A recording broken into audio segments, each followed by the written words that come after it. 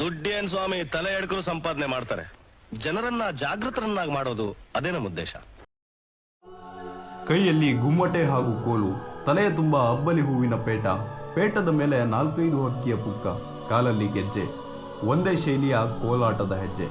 ಬರೀ ಕರಾವಳಿ ಭಾಗದಲ್ಲಿ ಅಷ್ಟೇ ಕಾಣಿಸುವ ಅಸಲಿಗೆ ಯಾರಿವರು? ಏನಿದು ಸಂಪ್ರದಾಯ? ಇವರ ಹಿನ್ನೆಲೆ ಏನು ಎಲ್ಲವನ್ನ ತಿಳ್ಕೊಳ್ಳೋಣ ಬನ್ನಿ. ಕುಡುಬಿ ಜನಾಂಗದವರಾದ ಇವರು ಮೂಲತಃ ಗೋವಾದವರು. ಕೃಷಿಯನ್ನೇ ಅವಲಂಬಿಸಿ ಬದುಕನ್ನು ಕಟ್ಟಿಕೊಂಡಿದ್ದಂತಹ ಒಂದು ಜನಾಂಗ ಇವರದ್ದಾಗಿತ್ತು. ಅದು ಕ್ರಿಸ್ತಶಕ 1900ರ ಆಸುಪಾಸಿನ ಸಮಯ. ಆಗಷ್ಟೇ ಭಾರತದಲ್ಲಿ ಅಲ್ಲಲ್ಲಿ ಆಕ್ರಮಣ ಮಾಡಿ ಕೆಲವು ಜಾಗಗಳನ್ನು ವಶಪಡಿಸಿಕೊಂಡಿದ್ದಂಥ ಪೋರ್ಚುಗೀಸರು ಗೋವಾಕ್ಕೂ ಕೂಡ ಕಾಲಿಡ್ತಾರೆ.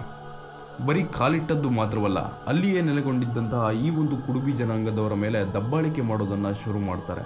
ಮೊದಲು ಪೋರ್ಚುಗೀಸರು ಅವರನ್ನು ಬಲಾತ್ಕಾರವಾಗಿ ತಮ್ಮ ಕೆಲಸಗಳಿಗೆ ಉಪಯೋಗಿಸುತ್ತಿದ್ದರು. ತದನಂತರ ಅವರ ಬೆಳೆಯುತ್ತಿದ್ದಂತಹ ಬೆಳೆಗಳನ್ನು ಕಿತ್ತುಕೊಳ್ಳೋದಕ್ಕೆ ಶುರು ಮಾಡ್ತಾರೆ. ಇಷ್ಟಕ್ಕೆ ಅವರ ದೌರ್ಜನ್ಯ ನಿಂತಿರಲಿಲ್ಲ. ಕುಡುಬಿ ಜನಾಂಗದ ಹೆಂಗಸರು ಮಕ್ಕಳನ್ನು ಹಡಗಿನಲ್ಲಿ ತುಂಬಿಸಿಕೊಂಡು ಬೇರೆ ದೇಶಗಳಿಗೆ ಕೆಲಸಕ್ಕಾಗಿ ರಫ್ತು ಕೂಡ ಮಾಡ್ತಾರೆ. ಸ್ವಭಾವತಃ ಸಾಧುಜೀವಿಗಳಾಗಿದ್ದ ಇವರು ಪೋರ್ಚುಗೀಸರ ವಿರುದ್ಧ ಹೋರಾಟವನ್ನು ಮಾಡಿ ಇನ್ನಷ್ಟು ಜನರನ್ನು ಕಳೆದುಕೊಳ್ಳೋದಕ್ಕೆ ಇಷ್ಟಪಡದೆ ಆ ಊರನ್ನು ತೊರೆದು ಪಶ್ಚಿಮ ಘಟ್ಟಗಳ ಭಾಗಕ್ಕೆ ತಮ್ಮ ಅಳಿದುಳಿದ ಸಮೂಹವನ್ನು ಕರೆದುಕೊಂಡು ಕಾಲ್ನಡಿಗೆಯಲ್ಲಿ ಬಂದು ಕರಾವಳಿ ಭಾಗಗಳಲ್ಲಿ ನೆಲೆಸೋದಕ್ಕೆ ಶುರು ಮಾಡ್ತಾರೆ. ಒಬ್ಬ ಮನುಷ್ಯ ದೇಹಕ್ಕಾದ ಯಾವ ನೋವನ್ನು ಬೇಕಾದರೂ ಸಹಿಸಬಲ್ಲ, ಆದರೆ ತನ್ನ ಮೂಲ ಊರನ್ನು ಅಥವಾ ಹುಟ್ಟೂರನ್ನು ಇನ್ನೊಬ್ಬರ ದಬ್ಬಾಳಿಕೆಯಿಂದ ಅಸಹಾಯಕನಾಗಿ ತೊರೆಯಬೇಕಾದಂಥ ಪರಿಸ್ಥಿತಿ ಯಾವ ಶತ್ರುವಿಗೂ ಬೇಡ.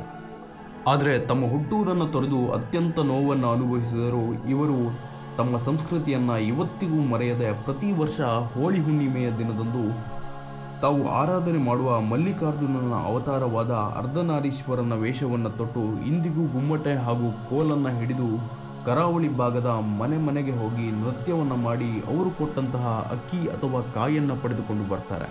ಈ ಒಂದು ನೃತ್ಯದ ಹಿಂದೆಯೂ ಒಂದು ಚಿಕ್ಕ ಕಥೆ ಇದೆ, ಅದನ್ನು ಈ ವಿಡಿಯೋದಲ್ಲೇ ಹೇಳ್ತೀನಿ ಬನ್ನಿ.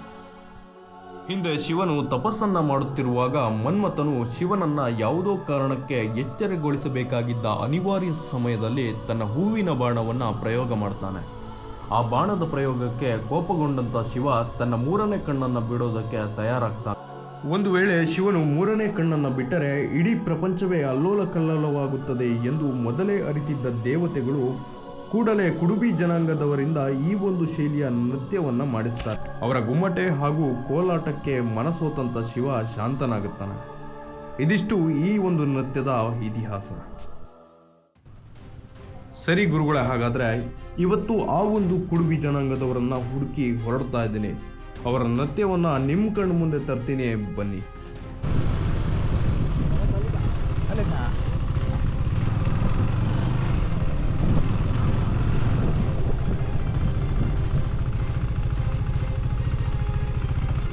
ಆಗಲೇ ಬಂದು ಮಾಡ್ಕೋಣ ವಿಡಿಯೋ ಕರೆದ ಇಲ್ಲ ಶಾಲೆ ಹತ್ರ ಶಾಲೆ ನಾನು ಹಿಂಗೆ ಕಾಲ್ ಮಾಡಿದ್ದೀನಿ ಇತ್ತಲ್ಲ ನನ್ನ ಗಾಡಿ